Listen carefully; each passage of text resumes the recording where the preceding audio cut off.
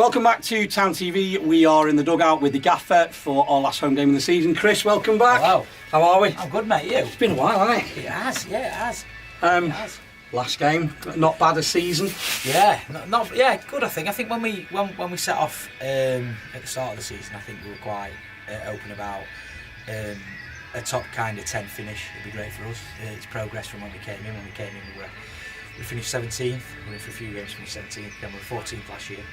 I think if we could just break into that top half and, like I said, stop kind of looking over our shoulder and concentrate on moving forward and looking up and calling teams in. We are going to do that, but then I think as the season kind of progresses, your goals change. I think it's because that's football, isn't it? You get in the top 10 and you don't rest on your laurels and think, you know what, we'll just happy with this and we're content. So we're in and around the top 10. We have been all season, so we kind of moved into we moved our expectations a little. Set top 8. We thought that'd be good enough to get an FA Cup position. It looks like if we do the business today, that'll be secure. There's going to be a lot of results that have to go against us for us not to finish in the top 8. And I think a realistic target now with 2 games left is top 6. And I think if we get top 6, it'd be a great achievement for everybody. You know, judging, you know where we were when we all came in to where we are now. I think it's nothing short of what the lads deserve. And all the staff, all the team behind the team, if you like, they've been excellent as well. And hopefully that'll be good enough to get this club into the FA Cup, which, you know, was our main aim when we came in. I think we're probably a year in front of where we thought we'd be when we came in. So it's really positive, and the lads deserve loads of credit for it. Good. Stats wise, we are the 5th best defence in the league, but 11th best scorers. Work to do. Yeah, I think so. I think it's. I've made no bones like when speaking to the players and speaking to the committee around how wasteful we are when we've got the ball in good areas. And that doesn't allow you to get set, that doesn't allow you to build. So we're not constantly, but in games where we don't settle down and play football, we're relying on our backline too much. And we can't play with a good shape. We've struggled in the last couple of weeks to get a good foothold in it and play. We've not scored enough goals, to be honest. And not only that, we've not created enough, which everybody's got to take a lot of responsibility for. I think a lot of the goals we have scored have come from set pieces. But so that's going to be one target next year. We're going to have to figure out a way of being better on the ball and getting some kind of end product. I mean, we get it in good areas, you know, all throughout the game, and we don't get an end product. We don't get a corner. We don't, we're wasteful. It goes out for a goal kick, and then we're setting up again to play. But teams that we've played against, some really successful teams at this level, get it in good areas, and they'll get something, either a throw-in, corner, so they can set and play again. So we've got a bit to learn in that respect. But as I say, at the start of the season, if you'd have said those stats to me in 6, I'd have said absolutely. I don't care how many goals we've scored. But and it's big credit to the back line, you know, and as we defend as a team, I think every time we kind of speak or anything everything that we speak about as a group is, Lou's been fantastic this season. 8 clean sheets.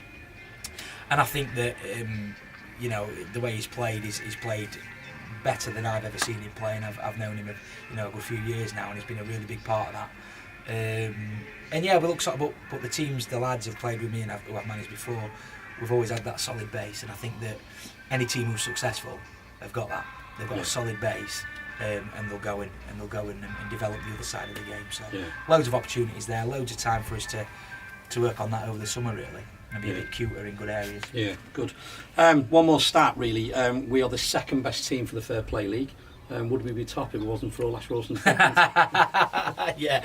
Well, the thing is, we Ash, me and Gina and Nick speak about it. We Ash, there's going to be there's 38 league games in the season. He's going to miss about 12, whether it's through suspension, through injuries, through going on holiday. He's got that 12 missing. So he only plays like 2/3 of the season every season. But no. That's him, innit? That's what it's all about. He's class. And if you take that away from him, he won't be half the player we were. So, definitely not. But yeah, the answer's yes. It would be. But and again, a lot said about this Fair Play League. A lot of people, a lot of teams that are successful, and there's been quite a bit said in and around the North East counties that don't get you anything or whatever. But it's important for us. Yeah. Because when we did come in, it was pretty dire. We were near the bottom of that table, and like I've said before, I don't think it's because we're any less aggressive or combative, or I think we just do things the right way. we try and treat the officials with respect. It's frustrating at times, but we try and understand that they've got a tough job to do. So I'm really happy with that. I mean, people might look at it and say it don't mean anything, but for a community club who wants to get young people down to watch us, it's really important. So summer, will we see some new additions? Yeah, I think so. I think so. I think we've learned. I've learned. We've been here for two full seasons now, and I think that we've probably fallen foul if we review ourselves, or me especially review myself, and I think we've fallen foul round about just after February when it looks a bit tired, and the results have started to kind of slow down a little bit and peter out. February kind of March time, and I think that's down to recruitment. I think.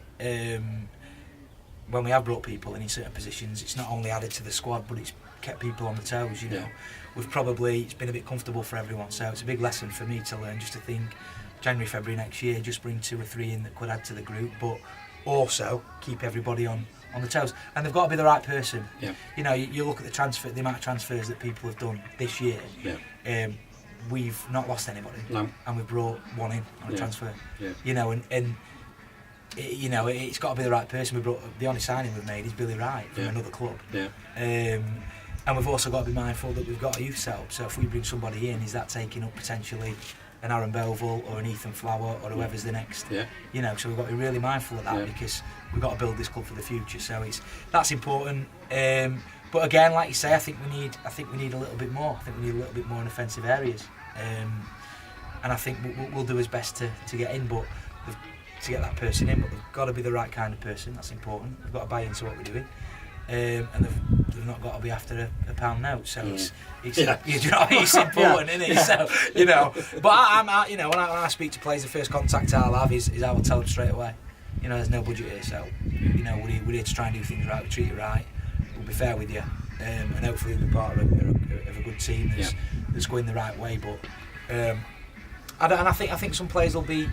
I think some players will be interested to come. We've kind of changed the perception of what this club's about now, and and if you're kind of, you've played for a team 14th, 15th, and you're getting 15, 20 quid a week, and you're not enjoying it, kind of go and play for a team in the top half, and hopefully go and win more games, which is what people like to do, and come and join a decent, hard-working, honest group. So good stuff. Hopefully. So finally for me, 6th in the league. Ladies are in the cup final. We've had a couple of our junior teams winning cup finals, and today we've had the Wildcats for the girls football. Had 31 turn up to come and play football for the club. So it says a lot about the club. So it does. It's great, and and that's, like I say, that's what we're about. We're a different model to everyone else. I mean, you look at Allerton today. I mean, the job that these guys do with the constraints that they work under is unbelievable. They've got one team. They've got a very small budget. They've got a lot of competition around them, and they stay in this league and they fight, and Dave and Steve are great, and that's their model. But we're lucky we've got that model. We've got that model of we don't pay, but we've got a junior section that's producing players, and we've got a pathway to the first team now, and that's how we've got to be. That's our selling point, if you like.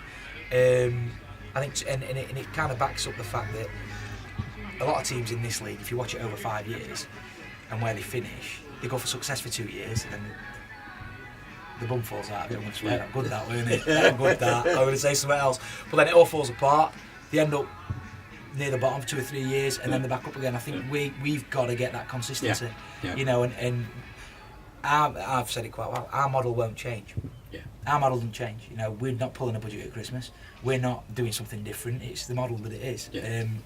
And I think that we're only going to get more and more young players through. You look at like I've said in the past, you look at the facilities that they've got now, and the level of coaching they're getting from the coaches all the way down from 19s to 4-year-old. I played for the club since I was 6. We used to train in Gladys Buxton inside. 15 of us, just volleying each other. Do you know what I mean though? But it isn't it? And so that fundamental change is going to affect the club throughout. So I think like I say, that's what we're about. We'll not stop doing it. And it's great. I like getting out and watching the junior teams when I can.